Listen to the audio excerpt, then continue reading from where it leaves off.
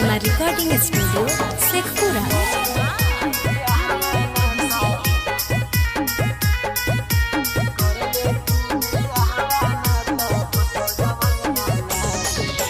हो गेलौ उमर 17 कैसे करही बरदास गे।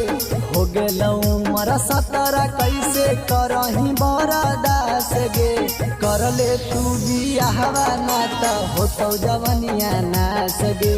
करले तू बियाहवा ना त होतौ जवनिया नास गे। सुतो ही जबहरतिया में का हो बहनाए हसास गे। सुतो ही जबहरतिया में का हो बहनाए हसास गे। करले तू बियाहवा ना त होतौ जवनिया नास गे।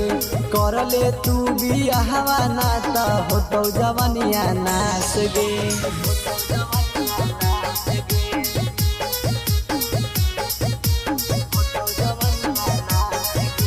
मिक्स बाय शैलेंद्र बाबू।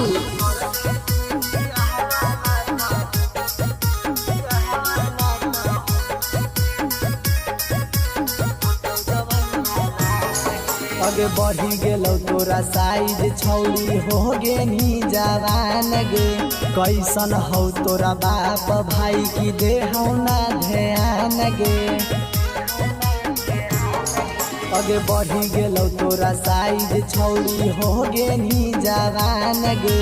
कैसन हौ तोरा बाप भाई की देहौ ना ध्यान गे। कहहियौ हम सही बतिया लगा हो बकवास गे। कहहियौ हम सही बतिया लगा हो बकवास गे।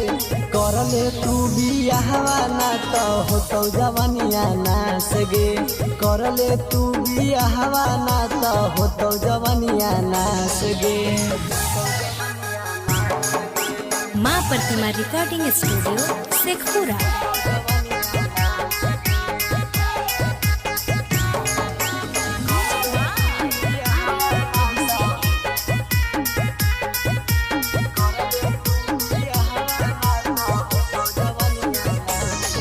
आगे करहतौ जब मन त कैसे करही कंट्रोल गे। हमरा त बुझा हौ तुझो करही ओला झोल गे। आगे करहतौ जब मन त कैसे करही कंट्रोल गे।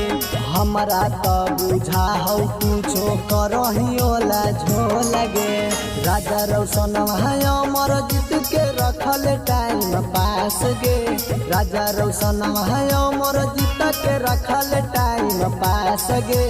करले तू बियाहवा ना त होतौ जवनिया नास गे। करले तू बियाहवा ना त होतौ जवनिया नास गे।